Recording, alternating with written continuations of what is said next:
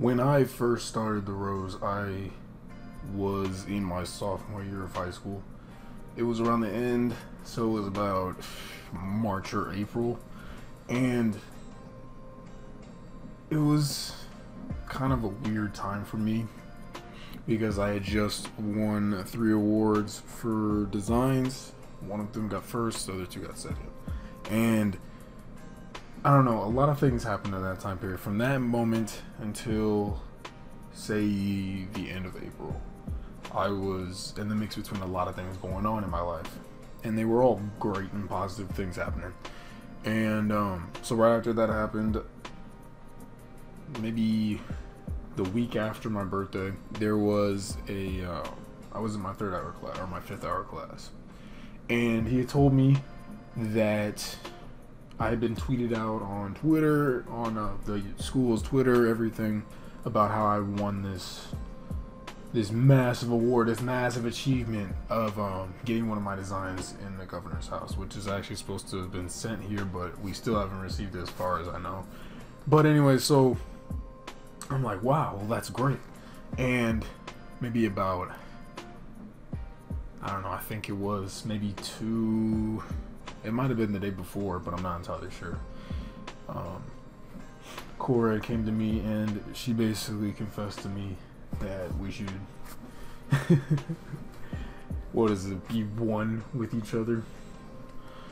So I'm like, okay, well, now I've got 2 great things happening for me right now, and very impossible things that I would have never assumed before. So I'm like, all right, well, now I've got another thing to be happy about. So, but actually, it was before that I started working on the Rose.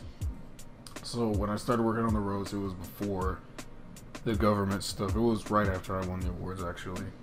And I just had a thought, and even before then, I was working on the Spider-Man mini-series, which is essentially the same thing, except it's a rebooted series. So it looks better. And I'm like, okay, well, what am I going to do here? What's the creativity-wise? What am I going to do with these fight scenes? Is there even going to be fight scenes? Now, that's the thing about the Rose, is that it's a mix between fight scenes. Like, that's why I don't have a lot of fight scenes on the show, because it's more about being realistic. It's not necessarily about fighting, and which is one of the reasons why some people don't like the show, is because it doesn't include it. But the thing is that I have more fans with the Rose now than I do with Spider-Man. And that's just based off of the fact that not only, one, I have speedsters on the show now, but I also include a different corporation that makes people feel a certain type of way when they watch the show. It makes you get the emotions, everything flowing. So not necessarily. So the truth is, you don't necessarily need to have a fight scene to make a show look good. That's my personal opinion, but not everybody agrees with that. Little kids are here to watch little fight scenes with stick figures. No, I'm not about that anymore. We're not about that. Spider-Man, yeah, sure. But it's not. In the Rose, man, you don't necessarily need it to be the best, be the best.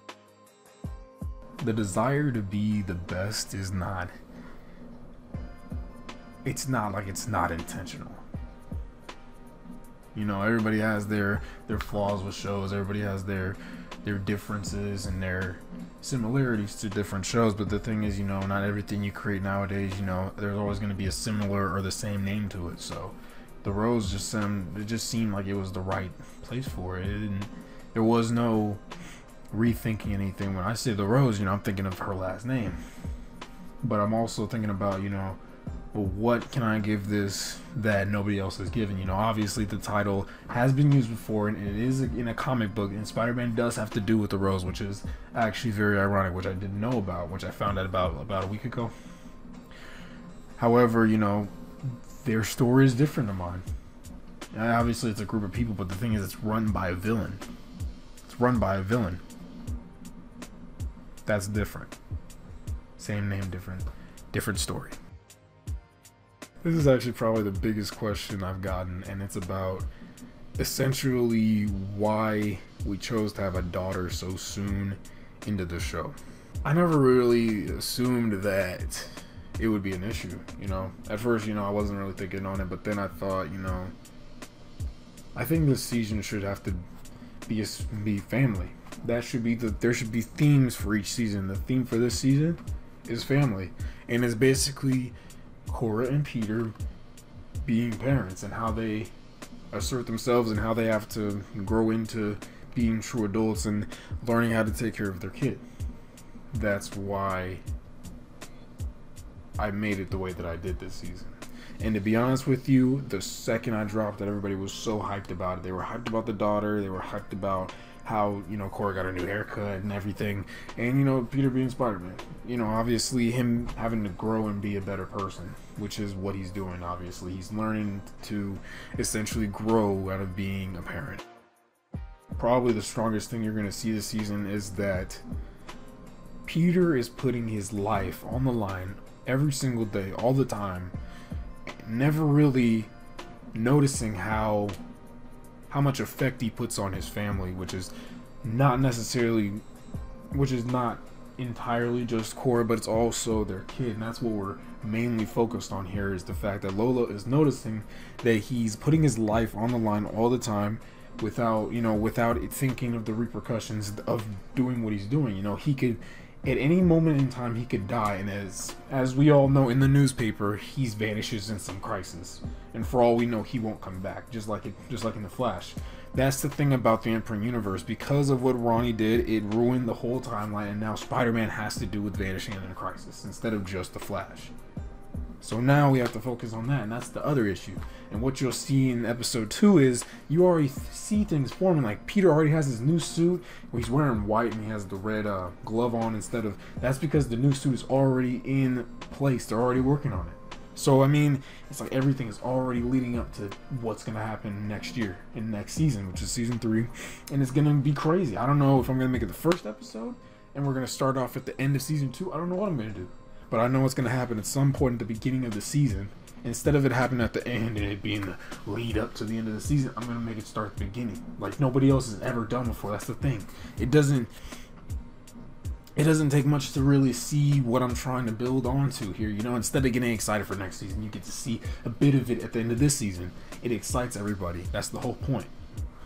But anyway, it's just a matter of dealing with the fact that he's going to be making sacrifices every single day, having to say goodbye, knowing that this could be the last time he ever sees his family, his friends, anybody.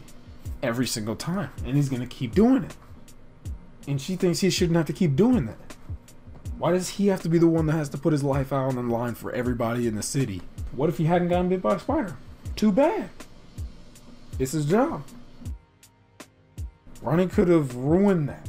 He could have completely diminished Spider-Man from the face of the planet, not even knowing who Spider-Man was.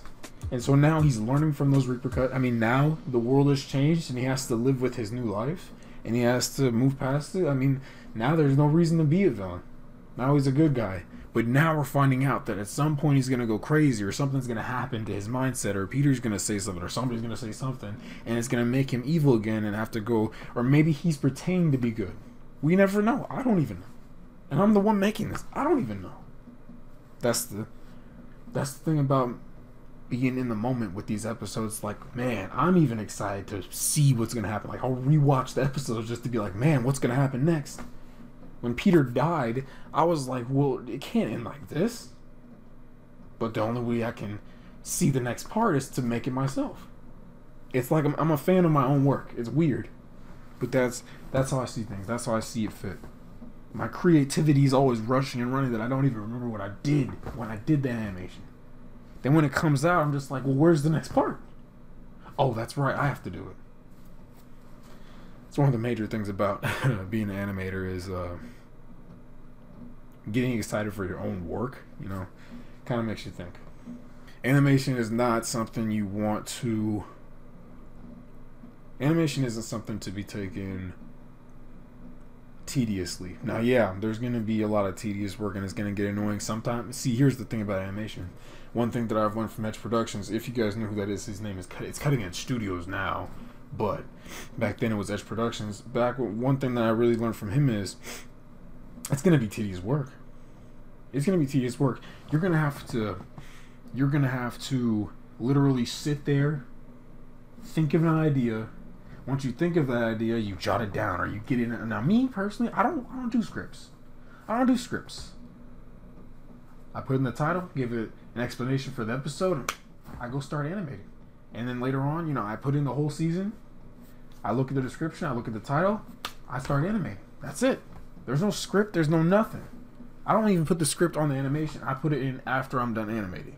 Because who knows what's gonna go through my mind while I'm in there editing. Maybe I want to reword some stuff. I mean, yeah, you know, I got this idea and I'm gonna stick to it. But then, you know, obviously when you go animating, you know, you're in there and you're in there animating.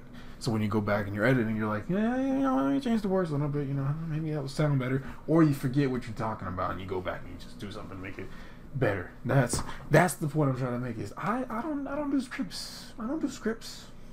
I go in there and I do the work. You're literally gonna have to put in. It's gonna be tedious. Sometimes you're gonna have to restart. Sometimes you're gonna have to start over completely. It's no joke. There's that. And then there's just in general doing work. Regular work is just so much more. It's packed in with animation. It's not just one thing, but it's also another. Then there's another. And you have to be creative. You have to have a really, really, really creative mindset when you're animating. Otherwise, you're not going to get any work done. You're just going to sit there and be like, man, I don't even know where to start with this. Like, where's my head at? Why is it not in the game? Why am I not animating right now? Why is my hands just on the keyboard and just nothing's happening? One of my strongest motivations to animate comes from real life situations. I mean, these people, they aren't fake. These are real people in these animations. Brianna, Cora, Julian. Lola's not real yet, but you know, she will be eventually. Ronnie, these are all real people. Myself included. They're all real people. Gabe that you saw last season, these are all real people. Same personalities. I know so much about these people that I know how to talk like them on screen. You gotta be really, really, really. You can't go into this being simple-minded. You gotta really take into consideration of how good you want. If you want quality over quantity, that's good. That's cool. That's you. That's me. I mean, if you wanna stand over with quantity over quality, that's good. That's you. So yeah, that's the Rose. The Rose drops every Sunday, 12:30 p.m. Central Time. Be there. You know what it is. And I'll see you guys in the not too distant future.